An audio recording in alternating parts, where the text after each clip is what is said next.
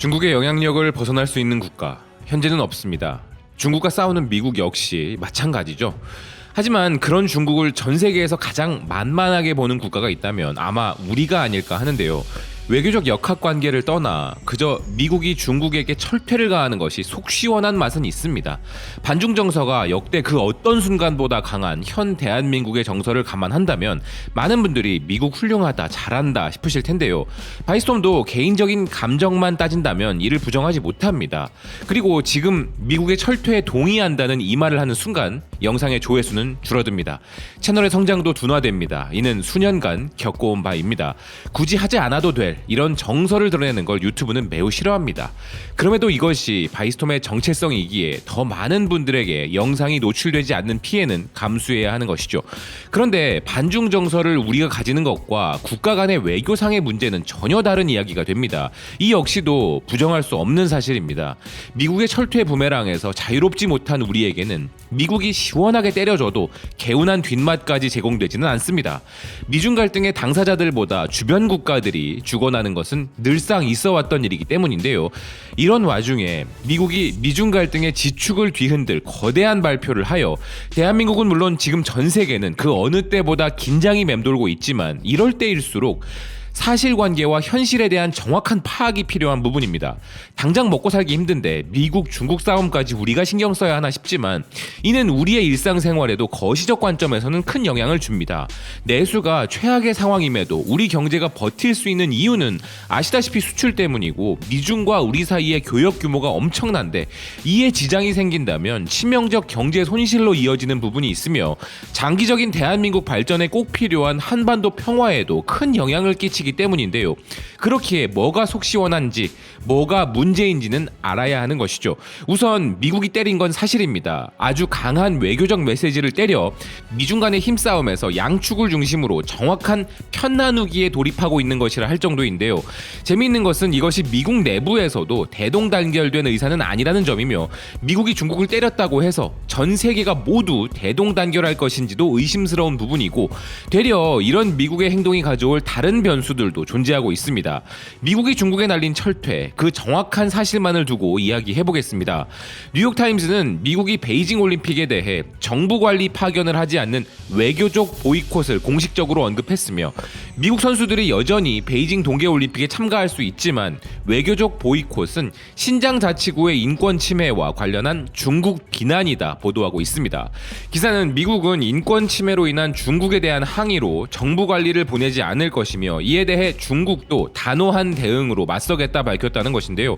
이미 지난달 바이든 대통령은 시진핑 주석과의 비대면 정상회담을 가진 뒤 미국 대표단을 파견하지 않을 가능성을 제기한 바 있었으며 미국의 고위 정치인들도 한결같이 강경한 전면 보이콧을 주장해온 바 있다는 것입니다.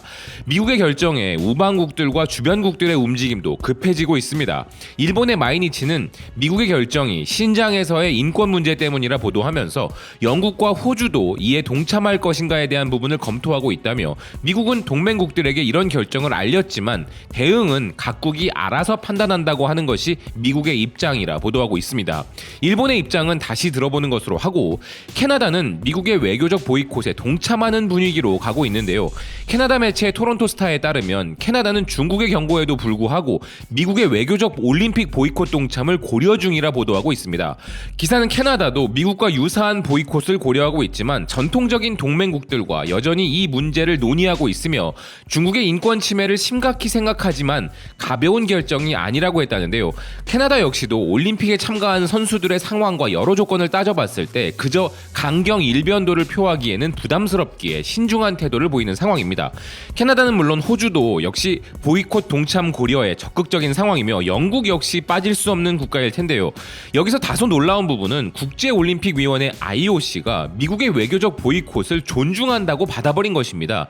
일본의 아사히는 IOC가 미국의 외교 보이콧을 전면적으로 존중한다는 의견을 밝혔다면서 정부 관계자나 외교관 출석은 순수하게 각국 정부의 정치적 결정이며 IOC는 정치적 중립이기에 전면적으로 이를 존중한다라고 했다는데요.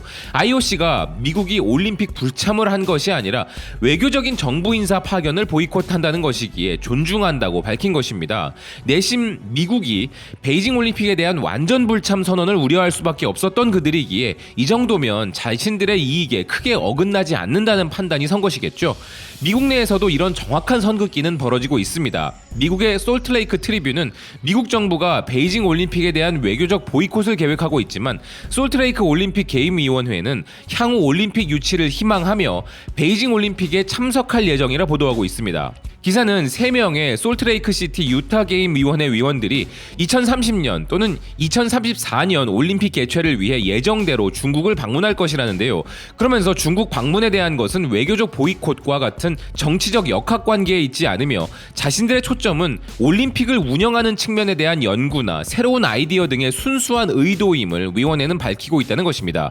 결국 모두가 하나의 뜻을 가질 수 없다는 것, 이를 아는 미국 정부이기에 미국 선수들은 여전히 참가할 것이란 부분을 강조하고 있는 것인데요. 미국이라고 중국과 모든 사안에 대해 대립각을 세우기는 어렵습니다.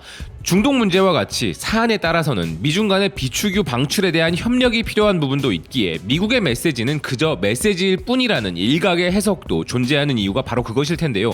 이를 기반으로 정리해보면 중국과 나를 세우는 것이 국익에 도움이 되는 호주나 영연방 국가들과 일본에서는 적극 동참에 나서자는 의견이 등장하는 것에 반해 중국과의 관계가 악화되기를 원하지 않는 유럽 및 비영연방 국가들의 생각은 다를 수밖에 없는 상황인데요. 니케이 아시아가 보도하는 것처럼 중국도 이미 미국의 행동에 반격을 준비하고 있습니다. 그리고 이는 과거의 사례에서 볼 수 있듯이 결국 미중 상호 간의 결투가 아닌 주변국 죽이기로 갈 가능성이 높죠. 무슨 일이 있어도 친중 반미는 절대 있을 수 없습니다. 미국과의 강력한 동맹 관계는 우리의 국익에 이롭기 때문이며 중국이 자신들의 국익을 위해 하는 행동들은 잘못된 것이 명백하기 때문입니다. 그러나 그 반대로 친미 반중도 있어서는 안 됩니다. 그 어떤 방식으로도 우리의 국익에 해악이 될 뿐 이로운 부분은 존재할 수 없습니다. 더 현실적으로는 우리에게는 아직 그럴 힘이 없습니다. 특히나 최근 종전선언과 관련하여 구체적인 미국과 중국의 우호적인 의견들이 제시되고 있는 이 시점에 양자택일이란 있을 수 없는 것인데요. 다시 말씀드리지만 바이스톰은 중국의 행위에 절대 반대합니다. 허나 현실적으로 중국과 우호적인 관계 유지, 미국과의 절대적인 동맹, 어느 한쪽과 더 친하게 지내는 것이 유리하냐를 따지기보다는 어느 한쪽과도 관계가 멀어지지 않게 하는 것이 우리 국익에 이롭다는 관점을 잘 유지해야 하는 것이 현실입니다. 유튜브 채널로서 폭발적 성장하려면 이런 관점은 절대 유리하지 않다는 것도 잘 압니다. 그냥 중국 패고 미국 만세하면 채널에 유리하겠지만 허나 천천히 가더라도 비현실적 이야기로 시청자 여러분들을 호도하면서까지 더 인기를 끌고 성장하고픈 마음은 없습니다. 중국을 일방적으로 비난할 주제, 미국을 일방적으로 지지할 주제, 그런 주제도 있을 수 있겠지만 미중 간의 갈등은 그런 문제가 아닌 점이 참 안타깝습니다. 시청해주셔서 고맙습니다. 또 뵙겠습니다.